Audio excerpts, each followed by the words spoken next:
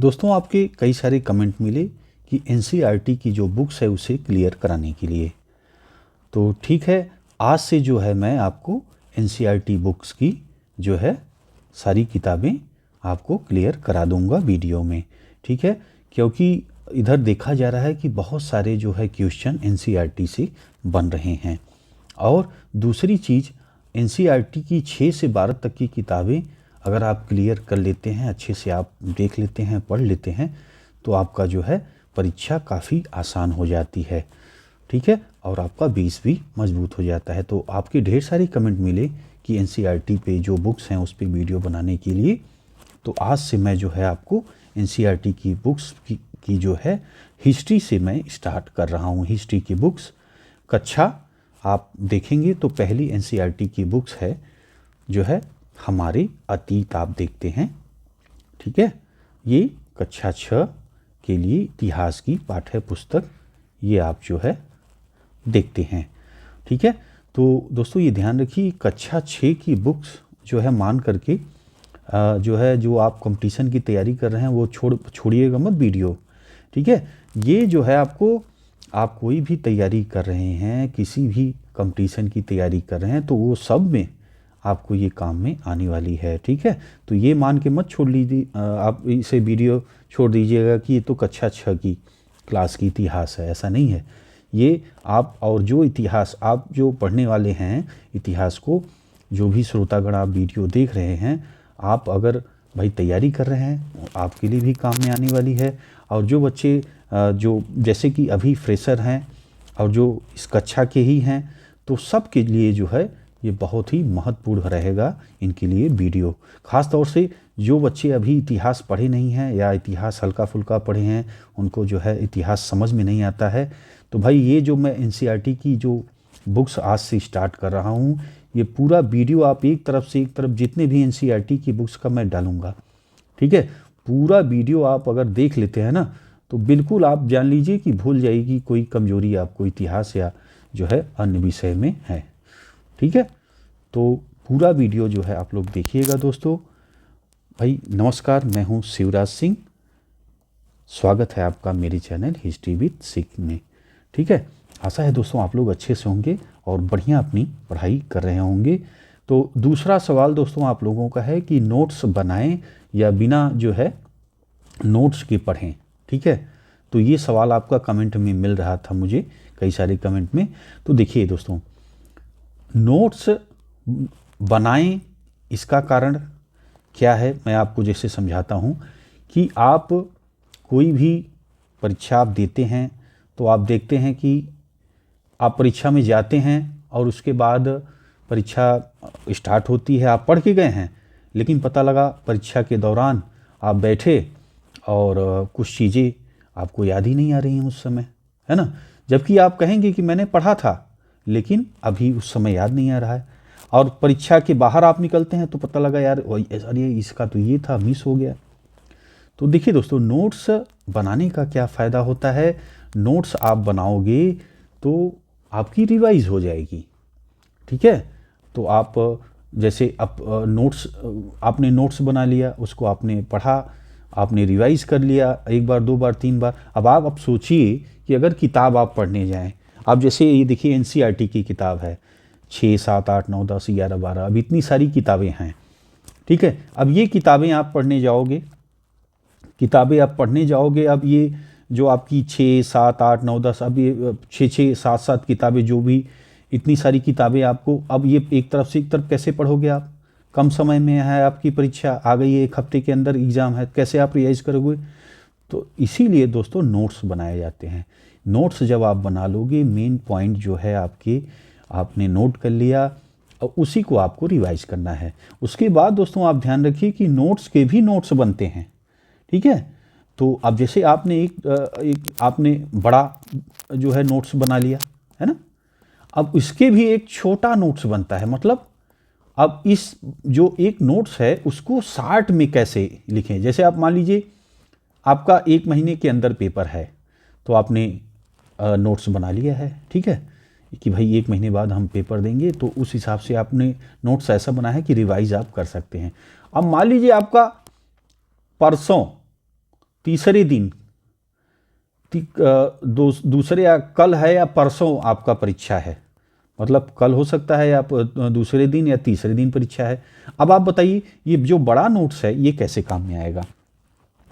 तो इसके लिए नोट्स का भी नोट्स बनाते हैं कि इसको भी शार्ट्स में जो छोटे से मतलब छोटे में नोट्स बनाते हैं कि एक दिन में ही हम जो है कई बार उसको रिवाइज कर लें, दोहरा लें, जिससे कि हमारी दिमाग में बैठ जाए। समझ रहे हैं ना। तो जब अब इस तरह का नोट्स आपने बना लिया तो आपने कई बार रिवाइज कर लिया। अब आप परीक्षा में बैठते हैं, परीक्षा में आप बैठे। अब बताइए कि अब जब आपने कई बार रिवाइज कोई चीज को कर लिया है तो क्या परीक्षा में आप भूलेंगे? बताइए, आप भूलेंगे? नहीं भूलेंगे, क्योंकि आपने कई बार रिवाइज कर लिया है। तो ये फायदा होता है दोस्तों आपका नोट्स का। ठीक, अब आप समझे नोट्स क्यों बनाना चाहिए। ठीक, और नोट्स कब, अब आपका सवाल ये है कि नोट्स कब बनाना चालू करें। ठीक है, नोट्स कब बनाना चालू करें। तो नोट्स दोस्तों देखिए, पहले आप कम से कम पहली, अब जैसे कोई भी बुक है उसको आप पहले पढ़िए, समझ रहे हैं, एक बार ध्यान से पढ़िए, समझिए। और मेरा वीडियो आप देख ही रहे हैं, मैं इस वीडियो में जैसे अब एनसीईआरटी की बुक से स्टार्ट कर रहा हूँ आज से, तो एनसीईआरटी की बुक से स्टार्ट कर रहा हूँ, तो आपको मैं बहुत कोशिश करूँगा कि हर चीज़ जो है अच्छे से समझा दूँ। ठीक है, तो अब वीडियो आपने देख लिया, आपको चीज़ें समझ में आ गई, 2 बार बुक्स आपने और रिवाइज कर लिया।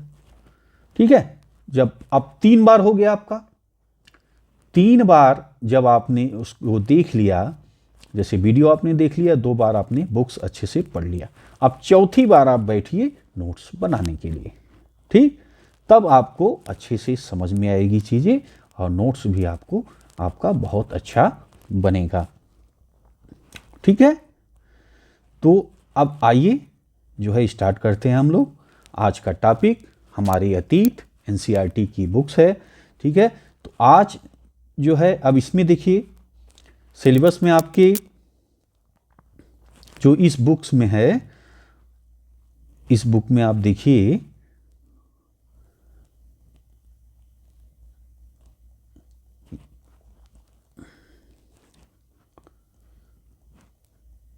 ये देखिए विषय सूची। इस किताब में विषय सूची जो है वो इस प्रकार है। देखिए अध्याय आपका पहले में क्या है, प्रारंभिक कथन, क्या, कब, कहाँ और कैसे। ठीक है, ये आज की वीडियो में आप पढ़ेंगे। ठीक, आज के वीडियो में आप पढ़ेंगे इसे। आगे के जो वीडियो आप जो है पढ़ेंगे उसमें आप देखेंगे आखेटक खाद्य संग्रह से भोजन उत्पादन तक, आरंभिक नगर, क्या बताती है हमें किताबें और कब्रें। ठीक है, और राज्य, राजा और एक प्राचीन गणराज्य, नए प्रश्न नए विचार, राज्य से साम्राज्य, गांव शहर और व्यापार, नए साम्राज्य और राज्य, इमारतें, चित्र तथा किताबें। दोस्तों ये बिल्कुल भी इसको आप देखिए हल्के में मत लीजिएगा, आप समझ लीजिए ये वीडियो आप जो एनसीईआरटी की मैं बना रहा हूँ, इसको आपने देख लिया ना तो सारे डाउट क्लियर हो जाएंगे। जो भी परेशानी आती है, जो शब्दावलियाँ आती हैं और जो है आप कई बार नहीं समझ पाते हैं, उसकी वजह से क्वेश्चन छूट जाता है, वो सारी चीज़ें आपकी इस वीडियो में क्लियर हो जाएगी। तो कोई भी वीडियो जितनी मैं बनाऊंगा उसको आपको सारा वीडियो देख लीजिएगा। एनसीईआरटी बुक्स की इतिहास में कोई समस्या ही नहीं आएगी। ठीक है, बाकी तो मैं वीडियो बना ही रहा हूँ, आप देख ही रहे हैं। ठीक है, और किताबें आप पढ़ते रहिए जिससे कि कोई शंका ही न बचे इतिहास में। ठीक है, तो अब आइए जो है पहले अध्याय से हम लोग शुरू करते हैं। पहला अध्याय आपका है जो है, जैसा कि मैंने अभी आपको बताया, पहला अध्याय, पहले अध्याय में है आपका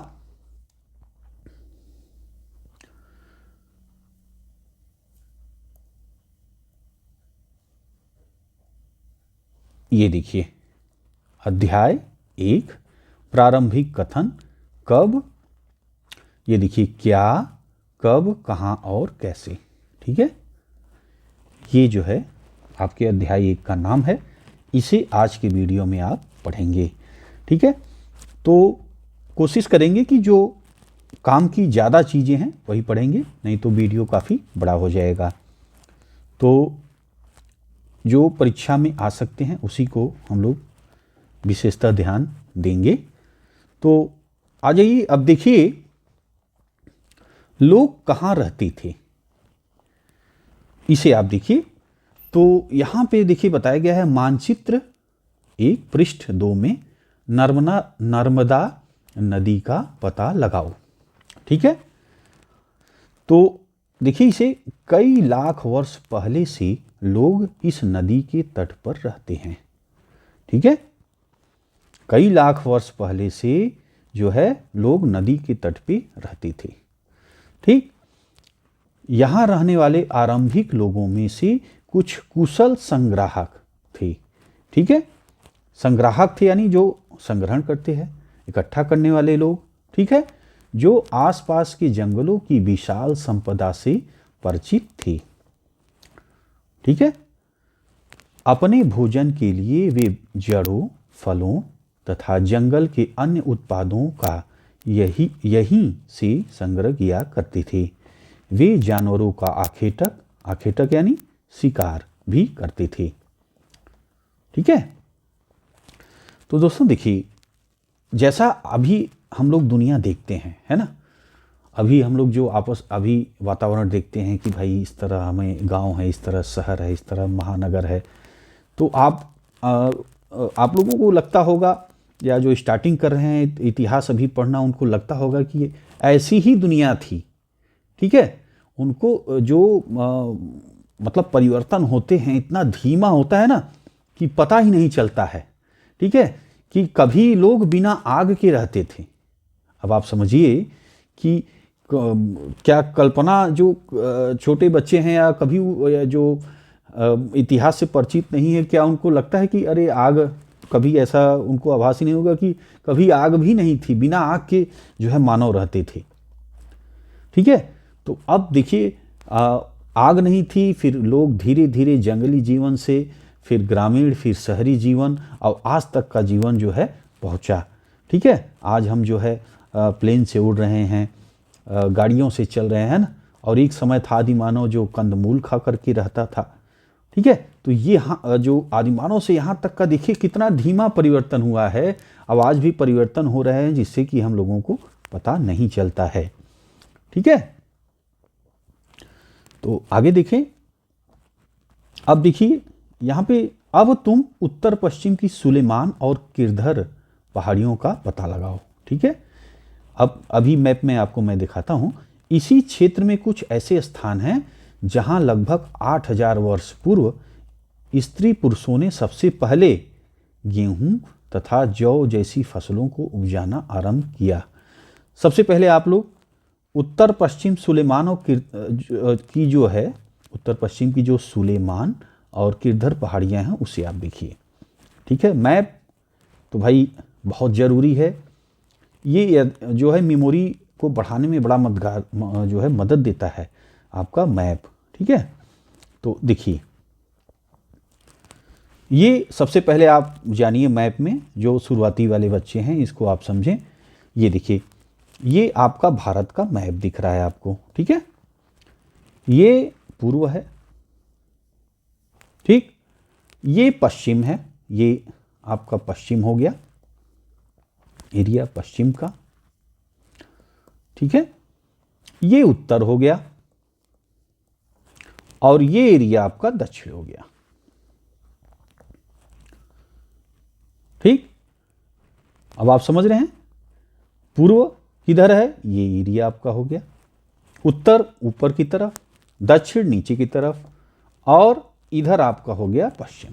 समझ रहे हैं? तो इस तरह आपका मैप देखा जाता है। अब जैसे आप देखते हैं कि उत्तर पश्चिम, अभी आपने यहां पे पढ़ा उत्तर पश्चिम।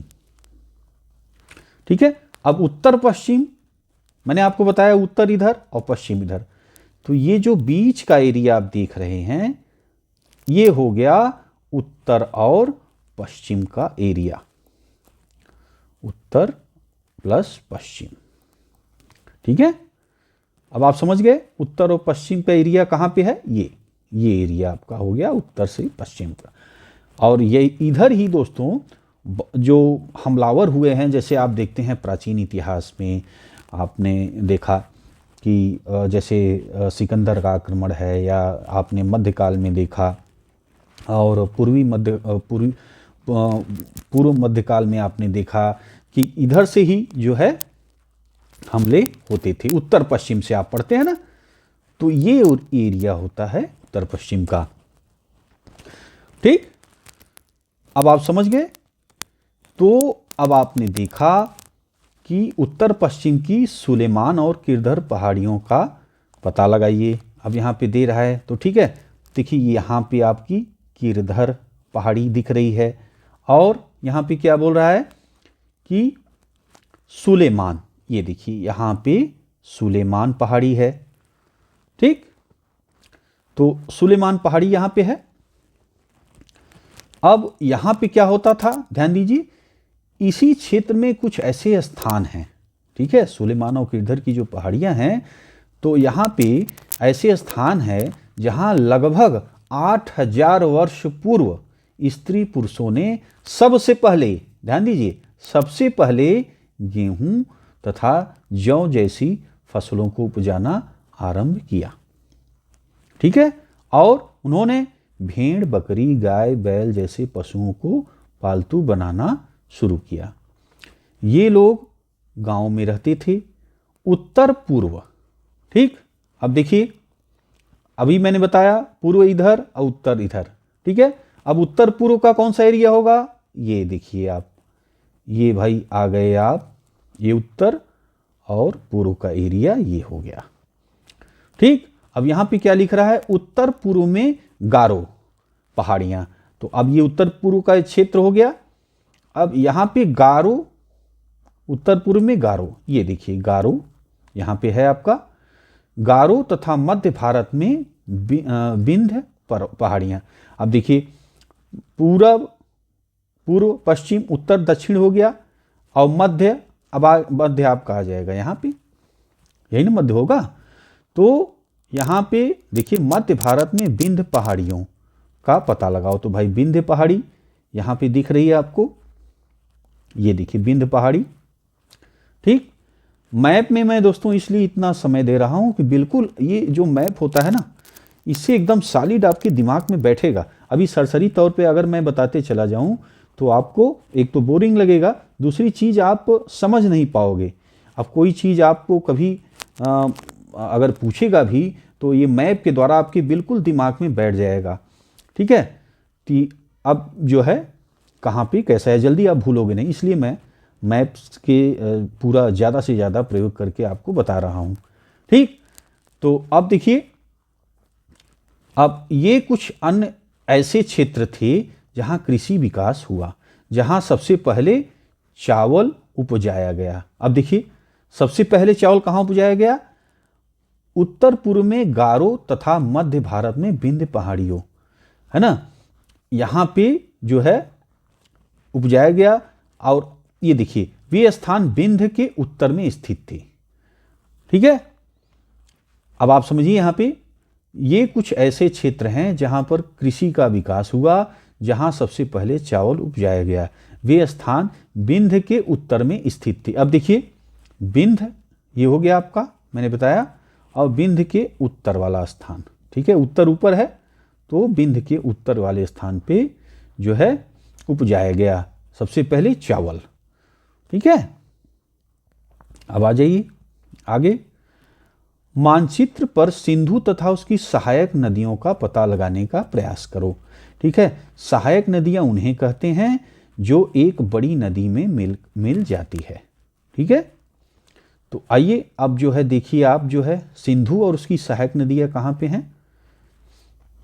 तो सिंधु और सहायक नदियां, ये मानचित्र आपके आगे के मानचित्र में है, ये आपका मानचित्र दूसरा,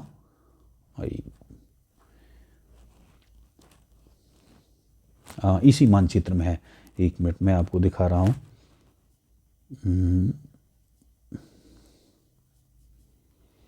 ये क्लीन कर देता हूँ जिससे कि आपको अच्छे से समझ में आए। ये देखिए आप, ठीक है। तो यहाँ पे आप देखिए दोस्तों, ये सिंधु नदी आपको दिख रही है, ठीक है। ये सिंधु नदी आपको दिख रही है। अब इसकी सहायक नदियाँ जैसा कि आप देख रहे हैं, ये झेलम नदी, ठीक है, मिली हुई है, चेनाब नदी, रावी, ठीक है, सतलुज, ये सब इसकी सहायक नदियाँ सब आकर के कहाँ मिल गई हैं? सिंधु नदी में। तो ये सारी नदियाँ मिल गई सिंधु में। तो ये झेलम, चेनाब, रावी, सतलुज ये हो गई आपका व्यास, ये देखिए सब सहायक नदियाँ हो गई, ठीक है। तो अब आप देखिए कि सहायक नदियाँ, ये तो आपको मैंने बता दिया।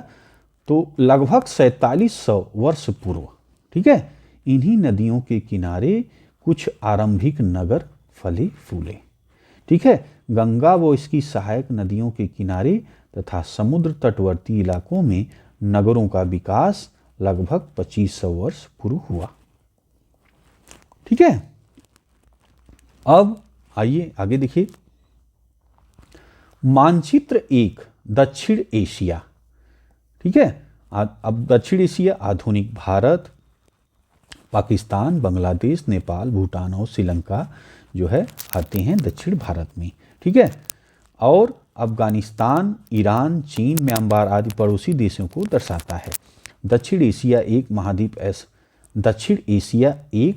महाद्वीप से छोटा है, लेकिन विशालता तथा बाकी एशिया से समुद्रों, पहाड़ियों तथा पर्वतों से बटे होने के कारण इसे प्रायः उपमहाद्वीप कहा जाता है, ठीक है।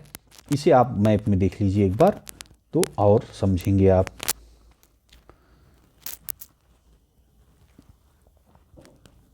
ये देखिए आप मैप में, तो दक्षिण जो है एशिया में कौन कौन है, ये देखिए आपका इंडिया आ गया, ठीक,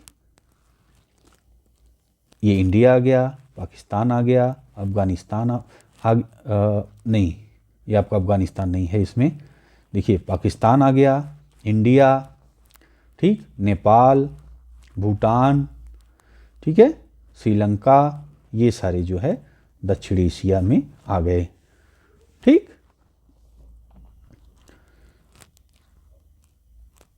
अब आ जाइए जो है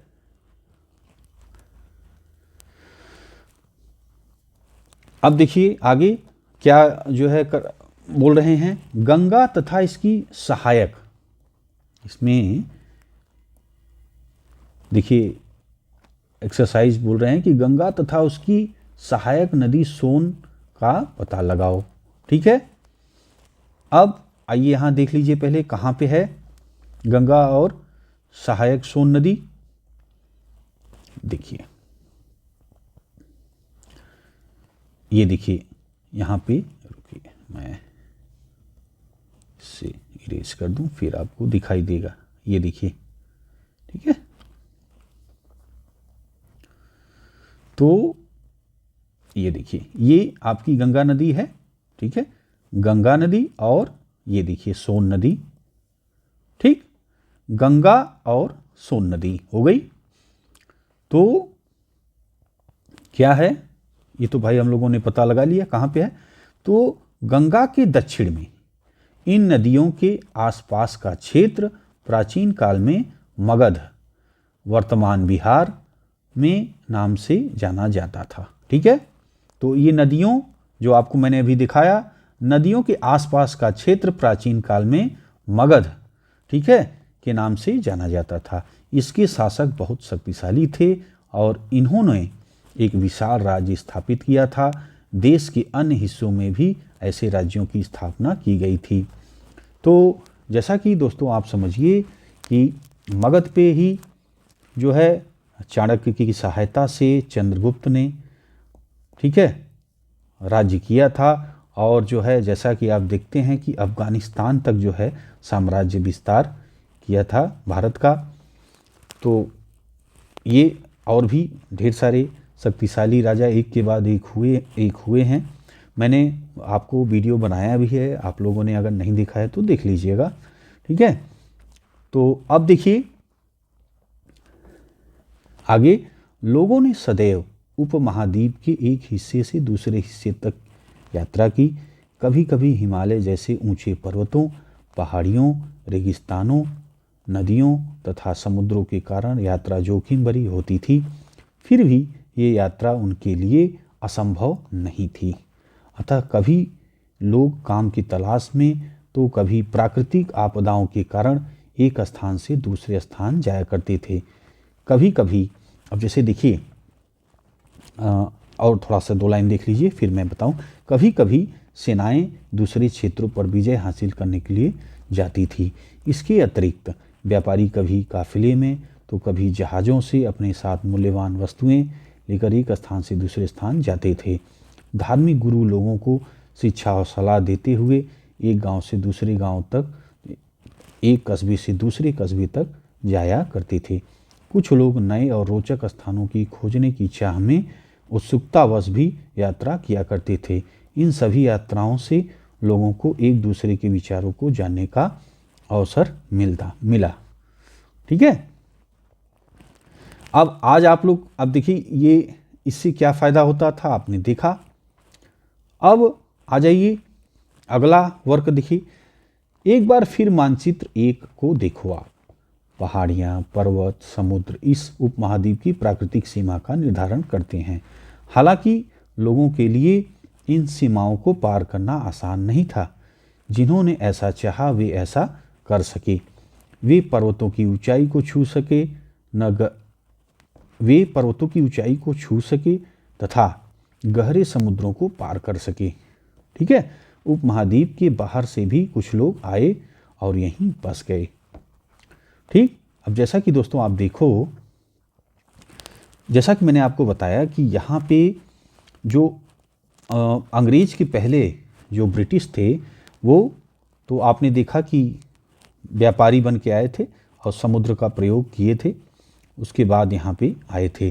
ठीक है, तो ब्रिटिशों को और जो यूरोपीय थे उनको छोड़ करके आपने जो प्राचीन इतिहास में आपने पढ़ा कि इधर से ही जो है आक्रमण हुए, और मध्यकाल में भी आपने देखा आक्रमण हुए। ठीक है, तो अब आप समझिए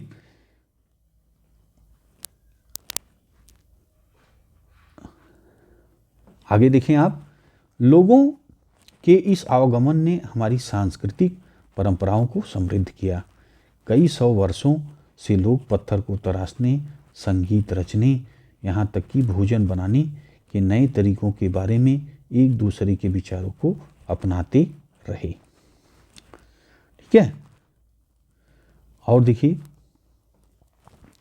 अब आ जाइए अपने देश के नाम पे चर्चा के लिए। ठीक है, अब देखिए अपने देश के लिए हम प्रायः इंडिया तथा भारत जैसे नामों का प्रयोग करते हैं। ठीक है, मीडियम भी आपने देखा होगा इस पे चर्चा। तो इंडिया शब्द इंडस से निकला है। कहाँ से निकला है इंडिया शब्द? इंडस से निकला है, जिसे संस्कृत में सिंधु कहा जाता है। क्या कहा जाता है संस्कृत में? सिंधु कहा जाता है। अपने एटलस में ईरान और यूनान का पता लगाओ। ठीक है, अब देखिए लगभग 2500 वर्ष पूर्व उत्तर पश्चिम की ओर से आने वाले ईरानियों और यूनानियों ने सिंधु को हिदोस तथा इंदोस और इस नदी के पूर्व में स्थित भूमि प्रदेश को इंडिया कहा। ठीक है, तो ऐसे आप लोगों को एक एक करके आप समझिए। सबसे पहले क्या कहा इसने? अपने एटलस में ईरान और यूनान का पता लगाओ। ठीक है, तो आइए पहले मैप में देखिए कहाँ पे है ईरान और कहाँ पे है यूनान। ईरान और यूनान यही है ना। चलिए तो देखिए ये मैप में आ जाइए आप।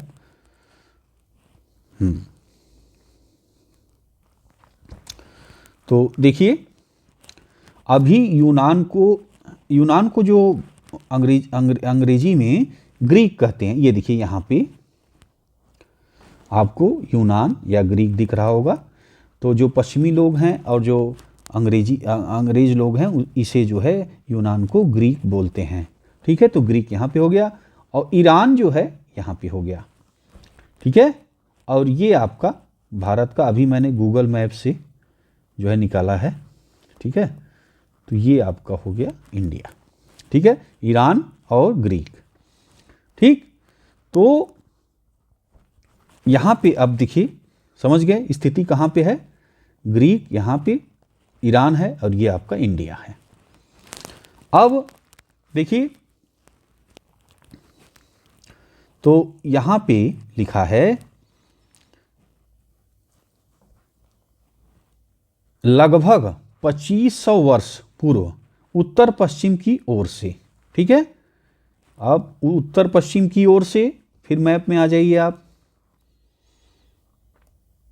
ये मैंने बताया ना आपको, उत्तर और पश्चिम, तो ये एरिया आपका हो गया उत्तर पश्चिम। तो उत्तर पश्चिम की ओर से, ठीक, उत्तर पश्चिम की ओर से ये है। उसके बाद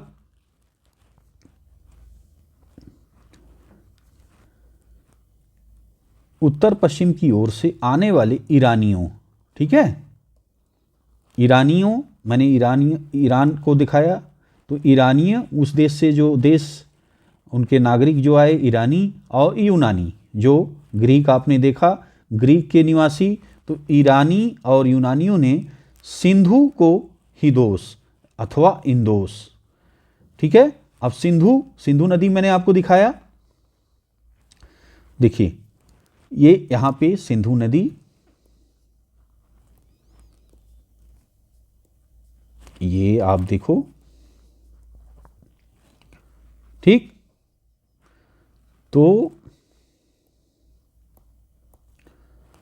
ये देखो आप, सिंधु नदी है ना। तो सिंधु नदी आपकी यहां हो गई। सिंधु नदी के क्या समझिए इसे आप,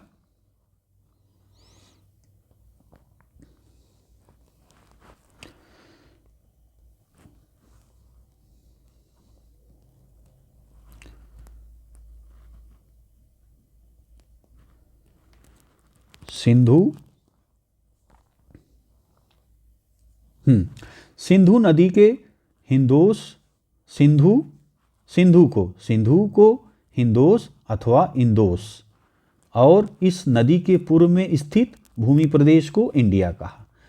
पूर्व, अब आप समझ रहे हैं ना। अब आप खड़े हैं पश्चिम में, अब पूर्व आगे बढ़ गए आप, तो इंदोस और इस नदी के पूर्व में स्थित प्रदेश को इंडिया कहा। ठीक है, तो यहां से आप देखो,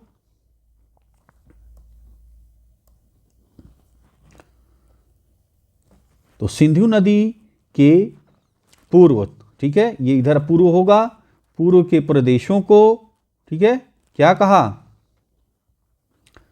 ये देखिए इंडिया कहा। ठीक है, तो लगभग 2500 वर्ष पूर्व, ठीक है, उत्तर पश्चिम की ओर से आने वाले ईरानियों और यूनानियों ने सिंधु को हिंदोस अथवा इंदोस, और नदी को क्या कहा है, सिंधु को क्या कहा है, हिंदोस या इंदोस कहा है। ठीक है, और इसके जो पूर्व के जो भूमि प्रदेश हैं उसको क्या कहा, इंडिया कहा। किसे कहा है, ईरानियों ने और यूनानियों ने। मैप द्वारा आप अच्छे से समझ गए होंगे। ठीक है, अब देखिए आगे, भारत का नाम प्रयोग उत्तर पश्चिम में रहने वाले लोगों के एक समूह के लिए किया जाता था। ठीक है, इस समूह का उल्लेख संस्कृत के आरंभिक लगभग 3500 वर्ष पुरानी कृति ऋग्वेद में भी मिलता है। इस बाद में इसका प्रयोग देश के लिए होने लगा। ठीक है, समझ रहे हैं आप। भारत नाम का प्रयोग नहीं, ये देखो आप पहले इसे अच्छे से आप देख लो। हाँ, अब देखो, भारत नाम का प्रयोग उत्तर पश्चिम में रहने वाले लोगों को लोगों के एक समूह के लिए किया जाता था। ठीक है, उत्तर पश्चिम आपको मैंने मैप में बता दिया, एकदम आपको क्लियर हो गया होगा। अब बार बार मैप दिखाने की मुझे नहीं लगता, आप समझ रहे होंगे कि उत्तर पश्चिम कहाँ पे है। तो भारत का प्रयोग उत्तर पश्चिम में रहने वाले लोगों के एक समूह के लिए किया जाता था। इस समूह का उल्लेख संस्कृत की आरंभिक लगभग 3500 वर्ष पुरानी कृति ऋग्वेद में भी मिलता है। बाद में इसका प्रयोग देश के लिए होने लगा। ठीक है, तो वेद जो 4 वेदों में से एक वेद है ऋग्वेद, वेद 4 हैं, ऋग्वेद, सामवेद, यजुर्वेद, अथर्ववेद। आगे आप पढ़ेंगे, आर्य सभ्यता को पढ़ेंगे, और मैंने वीडियो भी बना चुका हूँ, अगर आप देखना चाहें तो देख सकते हैं। अब बाकी अभी एनसीईआरटी की बुक्स में आएंगे, अध्याय आएंगे, आप देखेंगे। ठीक है, तो अब क्या है, कृति में मिलता है और बाद में इसका प्रयोग देश के लिए होने लगा। ठीक है, तो अब आपको समझ में आया होगा कि जो भारत शब्द है और जो इंडिया है वो कैसे हुआ, कहाँ से आया। ठीक, तो आ जाइए। अब आप बहुत बार पांडुलिपि शब्द पढ़ते हैं, है ना, आप इतिहास पढ़ते हैं तो आपको आता है पांडुलिपि। पांडुलिपि क्या है, आपको कन्फ्यूजन होगा। ठीक है, तो इसे भी आज क्लियर आप समझ लीजिए। ताड़पत्रों से बने पांडुलिपि का एक पृष्ठ कहाँ पे है, ये यहाँ पे है। ठीक, ये देखिए एक पृष्ठ पूरा बना है। अब ये किस पे बना है, यह पांडुलिपि का लगभग 1000 वर्ष पहले लिखी गई है। यह जो पांडुलिपि है इसको कब लिखा गया है, 1000 वर्ष पहले। किताब बनाने के लिए ताड़ के पत्तों को काटकर उसके अलग अलग हिस्सों को एक साथ बांध दिया जाता था। ठीक है, ताड़ की पत्ती आप समझ रहे हैं ना, ताड़ की पत्ती को क्या किया गया है, काट करके, ठीक है, अलग अलग हिस्सों में जो है करके बांध दिया गया है। ठीक है, भुर्ज पेड़ की छाल से बनी ऐसी ही एक पांडुलिपि को तुम यहाँ देख सकते हो। अब ये देखिए भुर्ज की छाल, भुर्ज की जो पेड़ की छाल है उस पर बना हुआ है। ठीक है, अब देखिए ये यहाँ से आप यहाँ से यहाँ तक पढ़ेंगे तो और अच्छे से आप समझेंगे। ठीक है, तो देखिए अतीत के बारे में कैसे जानें, आगे देखें। अतीत की जानकारी हम कई तरह से प्राप्त कर सकते हैं। इसमें एक तरीका अतीत से लिखी गई पुस्तकों ढूंढना और पढ़ना है। ठीक है, ये पुस्तकें हाथ से लिखी होने के कारण पांडुलिपि कही जाती हैं। अब देखिए यहाँ पे क्लियर हो गया आपका, पांडुलिपि आप पढ़ते हैं तो पांडुलिपि क्या है, ये पुस्तकें, पांडुलिपि पुस्तकें हाथ से लिखी होने के कारण पांडुलिपि इन्हें कहा जाता है। क्लियर है, अब समझ में आ गया आपको पांडुलिपि के बारे में। आगे देखिए, अंग्रेजी में पांडुलिपि के लिए प्रयुक्त होने वाला मैन्यूस्क्रिप्ट। ठीक है, मैन्यूस्क्रिप्ट शब्द लैटिन शब्द के मेनू, जिसका अर्थ हाथ है, से निकला है। ये पांडुलिपियाँ प्रायः ताड़पत्रों अथवा हिमालय क्षेत्र में उगने वाले भुर्ज नामक पेड़ की छाल से विशेष तरीके से तैयार भोजपत्र पर लिखी मिलती हैं। ठीक है, तो अब जो है आपको समझ में अच्छे से आ गया होगा पांडुलिपि के बारे में। आ जाइए आगे। देखिए इतने वर्षों से इनमें कई पांडुलिपियों को कीड़ों ने खा लिया तथा कुछ नष्ट कर दी गई। फिर भी ऐसी कई पांडुलिपियाँ आज भी उपलब्ध हैं। प्रायः ये पांडुलिपियाँ मंदिरों और विहारों में प्राप्त होती हैं। इन पुस्तकों में धार्मिक मान्यताओं, व्यवहारों, राजाओं के जीवन, औषधियों तथा विज्ञान आदि सभी प्रकार के विषयों पे की चर्चा मिलती है। ठीक है, तो मंदिरों यहाँ पे है, विहारों पे का क्या है, विहार मतलब जो बौद्ध भिक्षु जहाँ पे वर्षा काल में निवास करते थे, जहाँ रहते थे, उसे जो है विहार कहा जाता है। मंदिर आप समझ ही रहे हैं। ठीक है, इसके अतिरिक्त हमारे यहाँ महाकाव्य, कविताएं तथा नाटक भी हैं।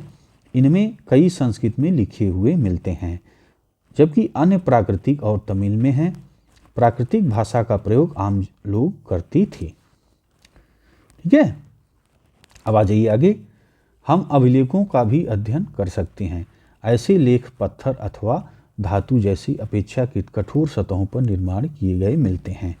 ठीक है, अभिलेख का अब आप देखते हैं कि जो राजा महाराजा होते थे वो अभिलेख है, शिलालेख है, उस पे जो है अपने जो विचार थे, जो युद्ध जीतते थे तो उसको जो है लिखवा देते थे। इस पे इसलिए लिखवाते थे कि ये कठोर था। भाई अगर कोई, जैसा कि आपने ताड़ का पत्ती देखा, वो ज़्यादा दिन चलता नहीं, छाल है, कीड़े लग जाते हैं, खराब हो जाता है।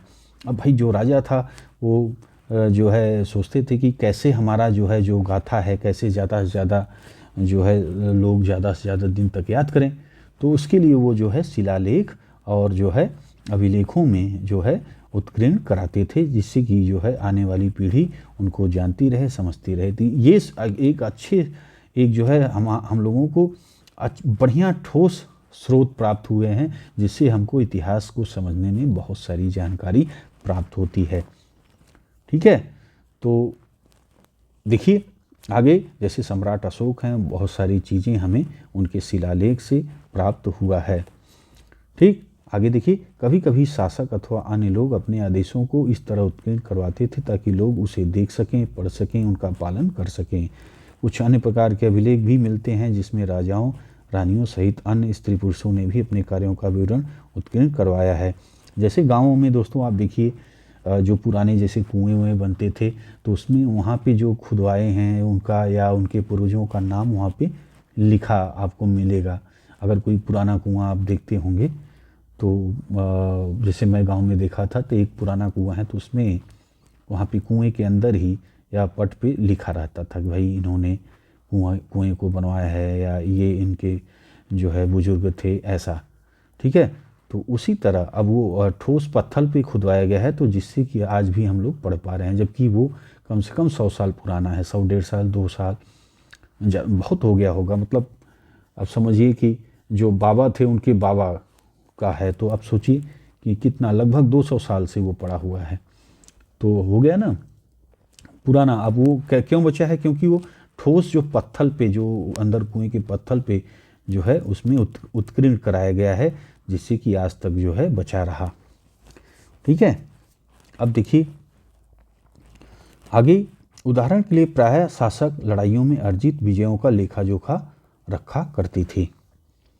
ठीक, अब देखिए लगभग 2250 वर्ष पुराना यह अभिलेख, ये अभिलेख आप देख रहे हैं। ठीक है, ये क्या है?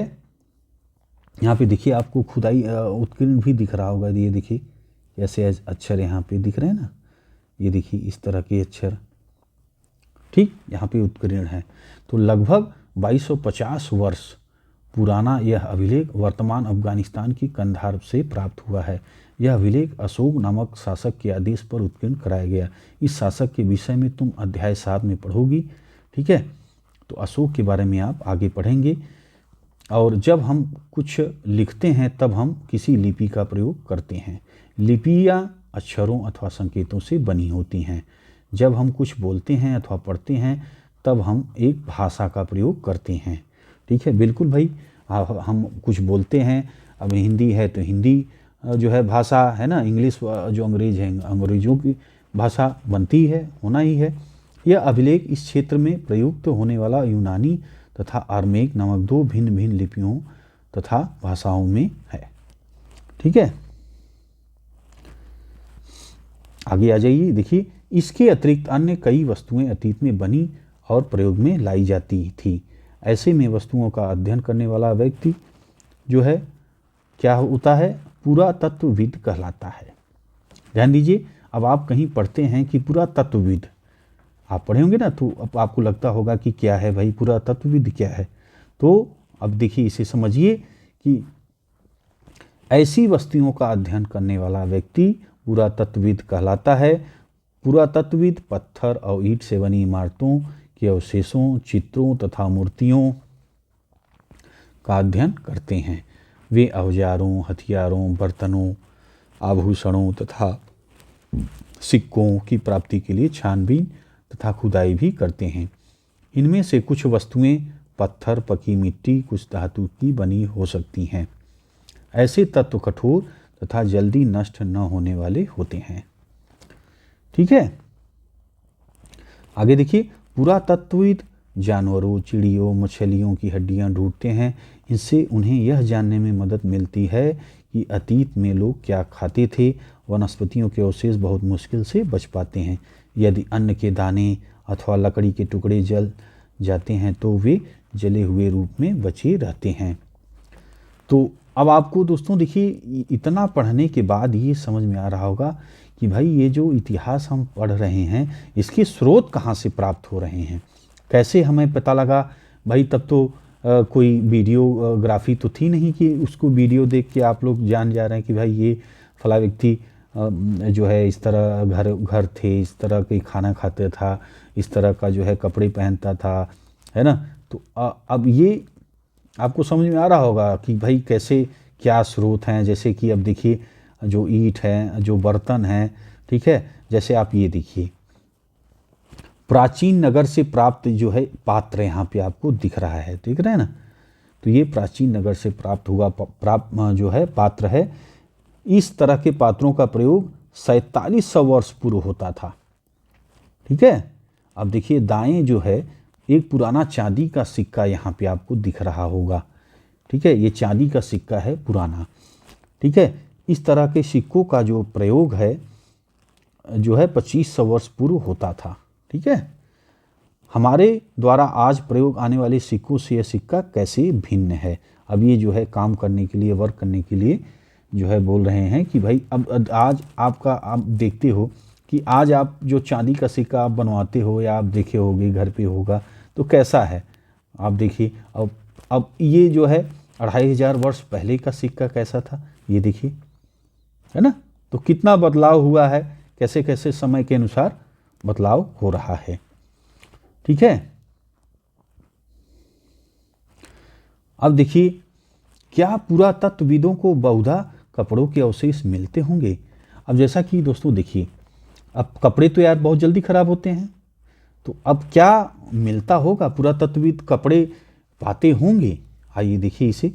पांडुलिपियों, अभिलेखों, पुरातत्व से ज्ञात जानकारियों के लिए इतिहासकार प्रायः स्रोत शब्द का प्रयोग करते हैं। इतिहासकार उन्हें कहते हैं जो अतीत का अध्ययन करते हैं। स्रोत के प्राप्त होते ही अतीत के बारे में पढ़ना बहुत रोचक हो जाता है, क्योंकि इन स्रोतों की सहायता से हम धीरे धीरे अतीत का पुनर्निर्माण करते हैं।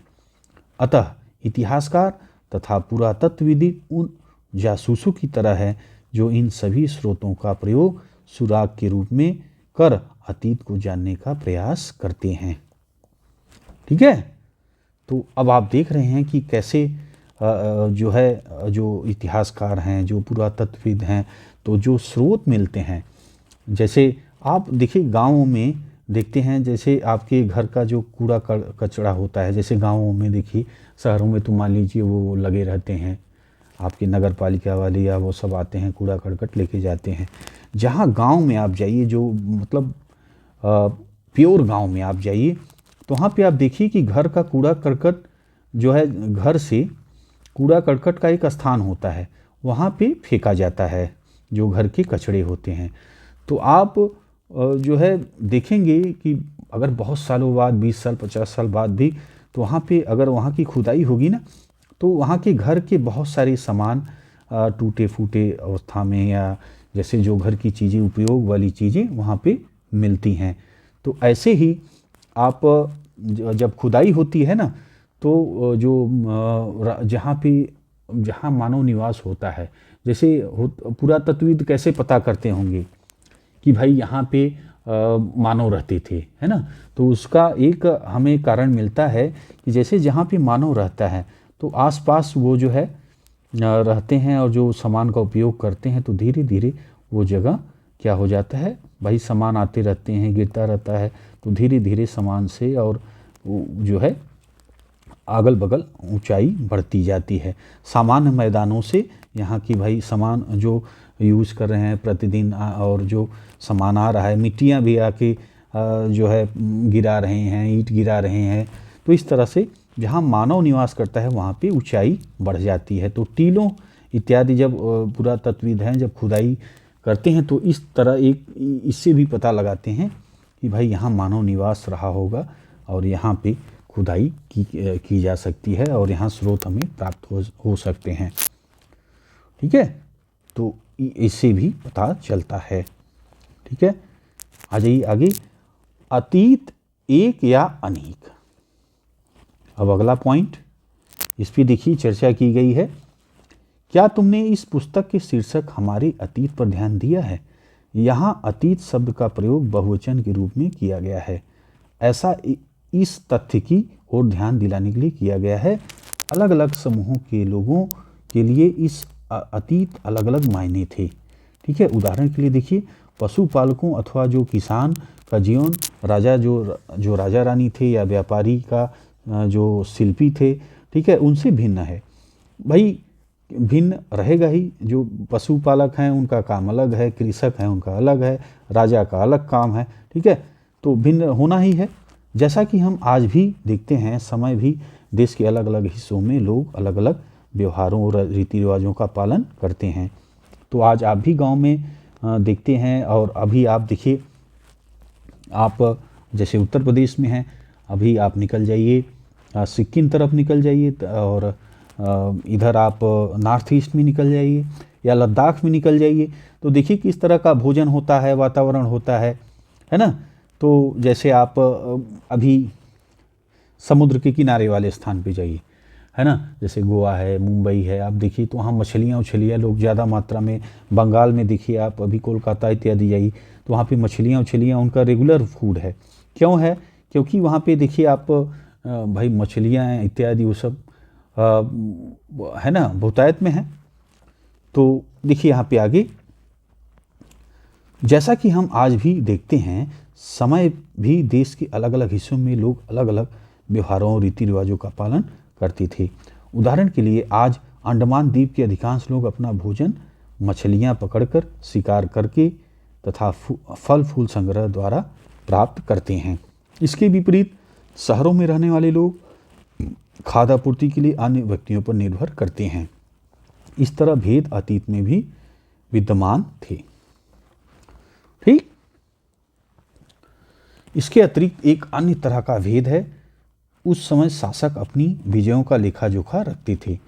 ठीक है, यही कारण है कि हम उन शासकों तथा उनके द्वारा लड़ी जाने वाली लड़ाइयों के बारे में काफ़ी कुछ जानते हैं। भाई राजे के पास पैसा था, उसके पास आदमी थे, तो अपना जो लड़ाई थी, जो पैसा था, तो भाई वो अपने आदमी लगा रखे थे, उसके इतिहास जो है लिख दिए जाते थे। अब जो सामान्य आदमी है, जो शिकारी है, जो मछुआरा है, वो खुद ही संघर्ष कर रहा है, तो कैसे लेखा जोखा रखेगा? तो इसलिए हमें राजा महाराजाओं की जो लड़ाइयाँ हैं आज हम देखते हैं, वो हमें ज़्यादा मिलता है देखने को, और जो इस तरह के जो गरीब लोग हैं उनकी हमें जानकारी बहुत कम प्राप्त होती है। ठीक है, तो आगे देखिए, पुरातत्व की सहायता से हमें उनके जीवन को जानने में मदद मिलती है, हालांकि अभी भी उनके बारे में बहुत कुछ जानना शेष है। ठीक, अब आ जाइए तिथियों का मतलब। भाई ये देखिए इंपॉर्टेंट टॉपिक आ गया है। इससे जो है, अब आप ये सबसे ज़्यादा जो इतिहास के विद्यार्थी होते हैं, जो स्टार्टिंग करते हैं इतिहास को पढ़ाना, उनको बड़ी समस्या होती है इसको समझने में। ठीक है, तो ये आप इसको बहुत ध्यान से देखिएगा। देखिए आप, अगर कोई दूसरी तिथि के विषय में पूछे, ठीक है, तो तुम शायद उस दिन की तारीख, माह, वर्ष, जैसे 2000 या इसी तरह का कोई वर्ष बताओगे। वर्ष की यह गणना ईसाई धर्म प्रवर्तक ईसा मसीह के जन्म की तिथि से की जाती है। अंततः 2000 वर्ष का तात्पर्य ईसा मसीह के जन्म के 2000 वर्ष के बाद से है। ईसा मसीह के जन्म के पूर्व की सभी तिथियां ईसा के पहले के रूप में जानी जाती हैं। ठीक है, इस पुस्तक से हम 2000 को अपना प्रारंभिक बिंदु मानते हुए वर्तमान से पूर्व की तिथियों का उल्लेख करेंगे। ठीक है, तो अब आप समझिए यहाँ पे कि इस जो ईसा मसीह थे, ईसा धर्म के जो ईसाई धर्म के प्रवर्तक हैं, ईसा मसीह के जन्म की तिथि से ही जानी जाती है। ठीक है, ईस्वी। अतः 2000 वर्ष कहने का तात्पर्य ईसा मसीह के जन्म से 2000 वर्ष के बाद से है।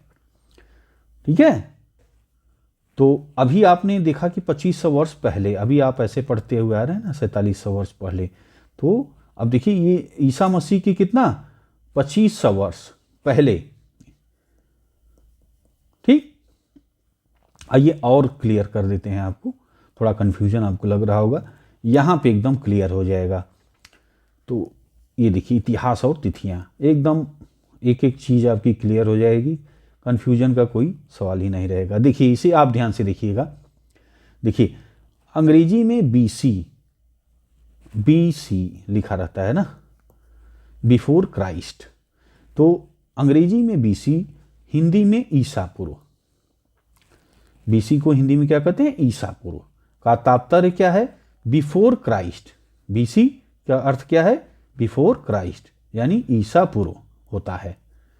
ठीक है, कभी कभी तुम तिथियों से पहले एडी, हिंदी में ईस्वी लिखा पाती हो। ठीक है, तो अब देखिए कहीं कहीं एडी भी आप देखते हैं।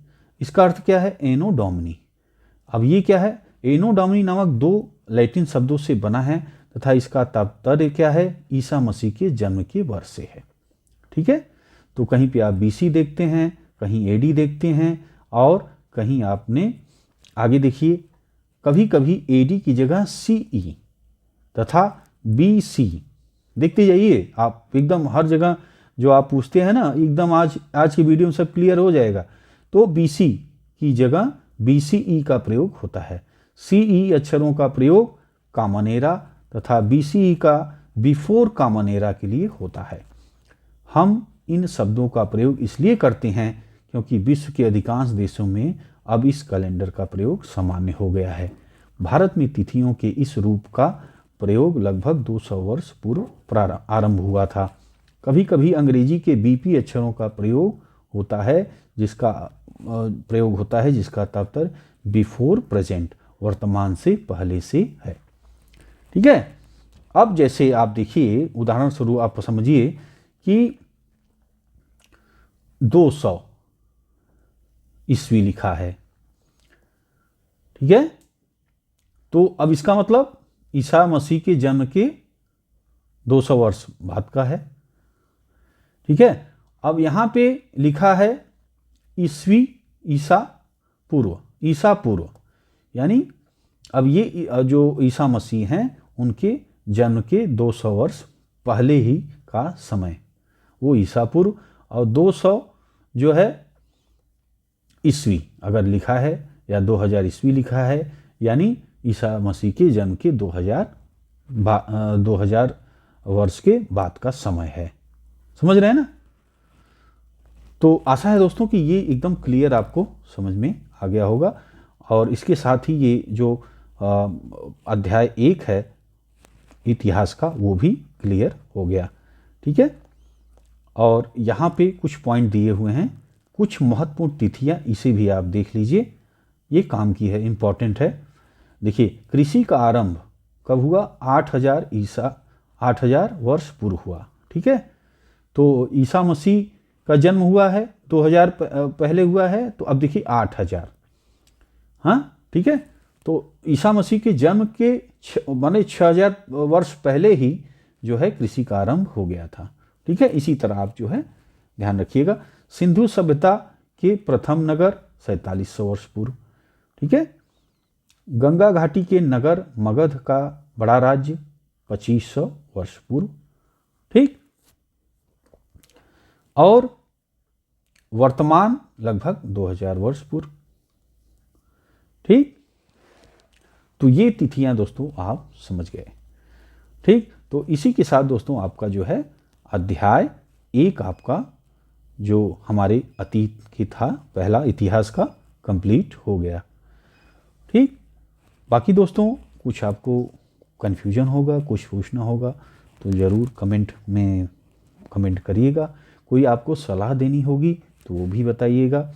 ठीक है, कि मैं जो है आगे भाई उस तरह की चीज़ें अपनी जो आपको मैं बताता हूँ उसमें सुधार कर पाऊँ। ठीक है, तो कमेंट ज़रूर करिएगा। अगर अच्छा लगा है तो लाइक ज़रूर करिए, शेयर करिए, जिससे आगे के आपके जो दोस्त हैं उनका भी पढ़ाई अच्छी हो सके। ठीक है, तो मिलते हैं दोस्तों आपसे अगले वीडियो में। वीडियो आपने देखा इसके लिए आपका बहुत बहुत धन्यवाद।